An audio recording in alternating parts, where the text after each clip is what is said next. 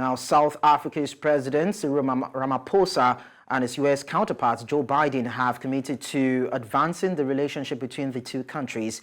According to South Africa's presidency, the two leaders held a telephone discussion on Tuesday evening.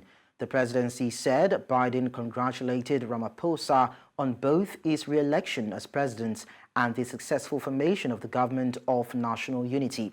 Meanwhile, Biden pledged that the U.S. will work closely with the 7th administration in South Africa on key areas including economic growth, job creation, social development and climate change, as well as South Africa's presidency of the G20 in 2025. He also confirmed that he would visit South Africa and participate in the G20 meetings. To discuss this further, I'm joined by a senior researcher at Southern Africa Liaison Office, Lwazi Somya. Lwazi, thank you so much for joining us on the news. Thank you for having me.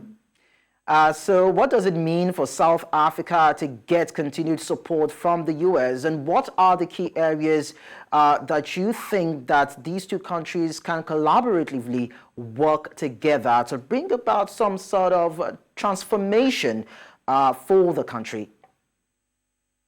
As you acknowledged earlier on in your presentation, the telephone call was largely centered around mutual cooperation in terms of job creation, industrialization, creating a social safety net, along with issues around the G20, which South Africa will be hosting next year, which the American government regards as a very, very critical multilateral institution. As we remember, the G20 itself is on its third iteration under the IPSA grouping, the India, Brazil, and South Africa grouping. And the hopes of the Global South is that from the South African G20 summit, one will be able to translate the aspirations of the Global South onto the G20 platform. We also acknowledge there have been tensions between South Africa and the United States, especially regarding allegations by Ambassador Ruben Brigitte last year concerning the Lady R shipment to Russia. However, those tensions have been leveraged, have been cleared away due to various diplomatic engagements between South Africa's former Minister of Foreign International Relations and Cooperation, Dr. Naledi Pandor, and the South African government and under President Cyril Ramaphosa. So this Government of National Unity, along with the various areas of cooperation between South Africa and the USA, will prove very critical in terms of addressing the triple challenges of poverty, unemployment, and inequality that exist within South Africa, as highlighted by President Cyril Ramaphosa's Government of National Unity statement, along with his opening remarks upon his inauguration as President of the Republic of South Africa. Okay, having said that, how does this call now reflect on the current state of U.S.-Africa relations under the Biden administration? Are there any changes in terms of tone or maybe approach compared to previous administrations? Remember how it played out with the former president of the U.S., that is Donald Trump. Yes, for South Africa, the U.S. partnership is very critical, especially as South Africa has adopted a non-aligned posture onto the international stage, especially when relating to the situation of Russia-Ukraine.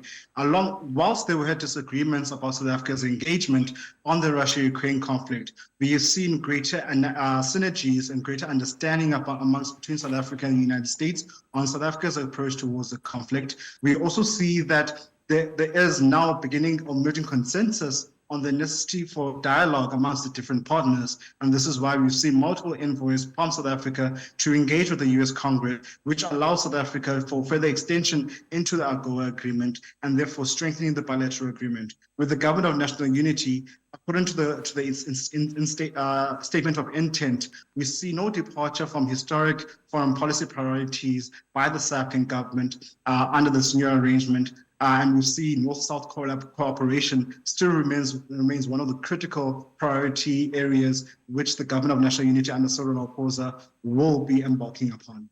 Oh, of course, you know that South Africa is part of the BRICS. So what implications might this call have for South Africa's relations with other major powers now? We're talking about China, Europe, and Russia.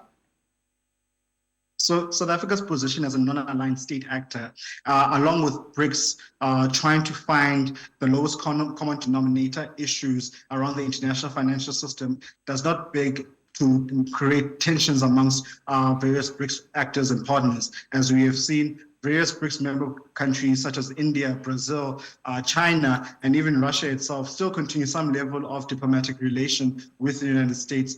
And therefore, we do not see much of a departure from the historic relations by South Africa with other BRICS member nations. However, the United States is keenly observing an eye on the developments within BRICS, especially relating to its potential continued expansion and the incoming partners within the multilateral body. However, South Africa has clearly stated that its foreign policy sovereignty, along with its non-aligned posture and commitment to progressive internationalism, will not waver even at the transition of the current government, along with its continued relations with the United States of America, Russia, and any other international partners that we may see in the international arena. Okay, Lwazi Somya, thank you so much for helping us understand this. We appreciate your contribution. Thank you so much.